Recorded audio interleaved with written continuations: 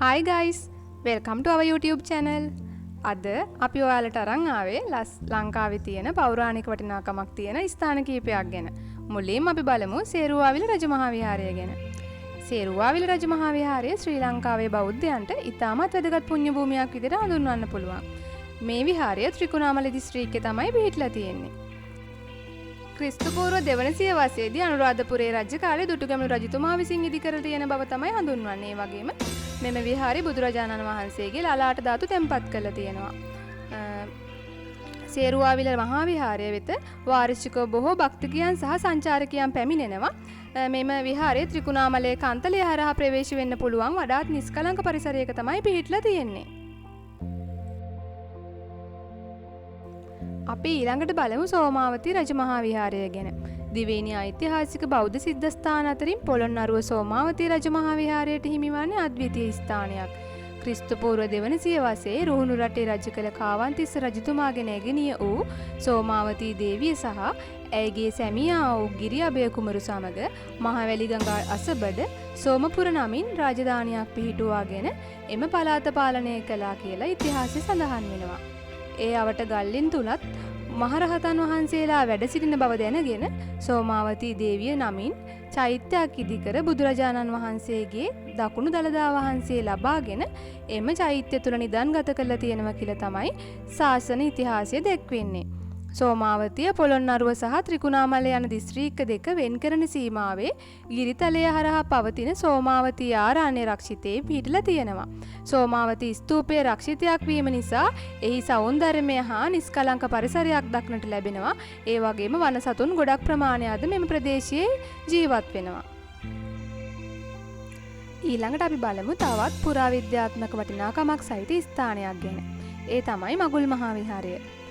මගුල් මහා විහාරය ශ්‍රී ලංකාවේ බෞද්ධ ඉතිහාසයේ වැදගත් පුරාණ විහාරස්ථානයක් විදිහට හඳුන්වන්න පුළුවන්.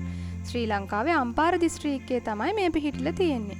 පොතුවිල් නගරයේ ඉඳන් සියඹලාන්ඩෝ මාර්ගයේ කිලෝමීටර් 10ක් පමණ ලාහුගල දෙසට යනකොට මෙම මගුල් මහා විහාරය දක්නට පුළුවන්.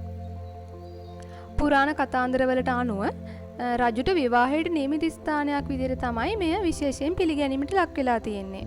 මෙහි මූලික පුරාවිද්‍යා සාක්ෂි අනුව රෝහණ රජතුමා විසින් මෙය ඉදි කළා කියලා තමයි සඳහන් වෙන්නේ. මගුල් මහා විහාරය ප්‍රධාන වශයෙන්ම බුදුරජාණන් වහන්සේගේ ගෞරවයට ඉදූ ස්තූපයක් දක්නට ලැබෙනවා. විහාරස්ථානයේ අසලදී විවිධ පුරාණ චෛත්‍ය ගල් කණු ශිලාලිපි පොකුණු සහ ප්‍රතිමාවන් දකින්නට පුළුවන්. මගුල් මහා විහාරය බෞද්ධ ඉතිහාසයේ ගෞරවයට පාත්‍ර විහාරස්ථානයක් පමණක් නොව පුරාවිද්‍යාත්මක වටිනාකමක් ඇති ස්ථානයක්ද වශයෙන් හඳුන්වන්න පුළුවන්.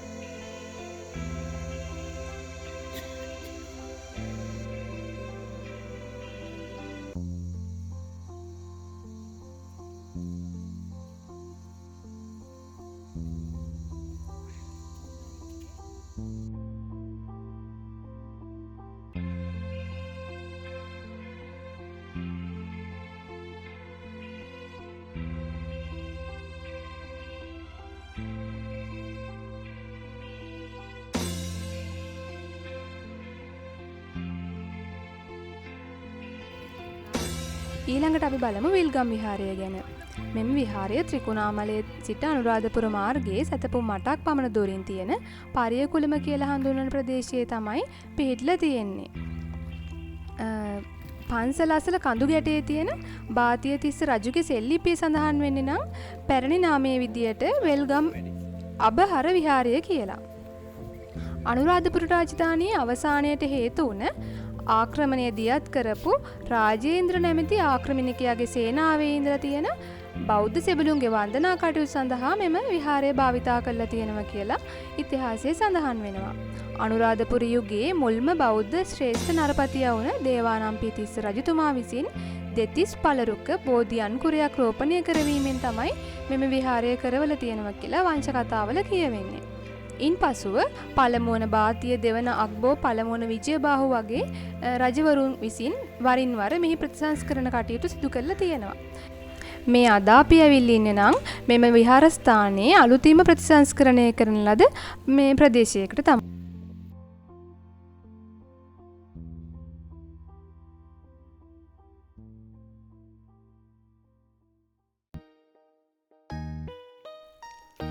ඊළඟට අපි බලමු යුදගනාව ගැන.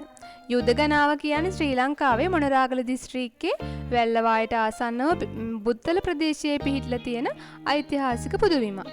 මහා වංශයට අනුව ක්‍රිස්තු පූර්ව දෙවන සතවර්ෂයේ දුටුගැමුණු රජතුමා හා සද්ධාතිස්ස සොයුරන් දෙදෙනා අතර ඇති වූ යුද්ධෙන් පස්සේ එම සිද්ධිය සිහිවීම පිණිස ඉදි කරපු දාගැබක් කියලා ගොඩක් අය විශ්වාස කරනවා. ඒ වගේම තවත් මතයක් තියෙනවා. ඒ තමයි පළමුවන පරාක්‍රම බාහු රජතුමා විසින් සිය මෑණියන් වූ රත්නාවලී දේවිය ආදාහනය කරපු රත්නාවලී ස්තූපය යුදගනාව කියලත් හඳුන්වනවා.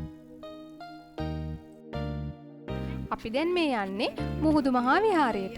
ශ්‍රී ලංකාවේ නැගෙනහිර පළාතේ අම්පාර දිස්ත්‍රික්කයේ පොතුවිල් ප්‍රදේශයේ තමයි මුහුදු මහා විහාරය පිහිටලා තියෙන්නේ. විශාල වෙරළ පෙදෙසක් අසල පිහිටි පුරාවිද්‍යාත්මක වටිනාකමක් සහිත පන්සලක්. බුදුරජාණන් වහන්සේගේ හිටි පිළිමයක් හා බෝධිසත්වවරුන් හෝ අතීත පාලකයන් යයි සැලකෙන පිළිම දෙකක්ද සහිත කැටයම් වලින් යුත් ශෛලමය පිළිම ගෙයක් හා ගල් කණුද දක්නට ලැබෙනවා. ඒ වගේම විහාර මහා දේවිය ගොඩබට ස්ථානයේ මේ බවටද විශ්වාසයක් තියෙනවා. මෙය අනුරාධපුර යුගයේදී කාවන්තිස්ස රජතුමා විසින් ඉදි කරන ලද බව තමයි පිළිගැනෙන්නේ.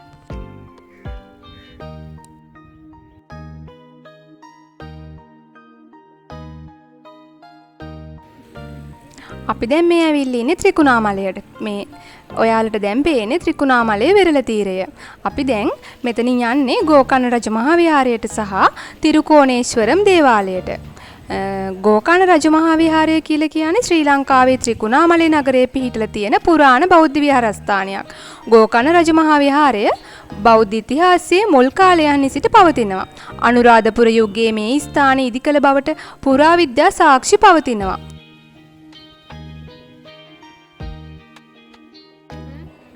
ගෝකර්ණ රජමහා විහාරයේ ඉඳලා ටික දුරක් ඉදිරියට ගමන් කිරීමේදී Hindu භක්තිකයන්ගේ වැදගත් ආගමික ස්ථානයක් වන තිරුකෝණේශ්වරම් දේවාලය දැක ගන්න පුළුවන්. තවත් අලුත් වීඩියෝ එකකින් හමු වෙන තෙක් අදට අපි ඔබෙන් සමුගන්නවා. හැමෝටම සුබ දවසක්.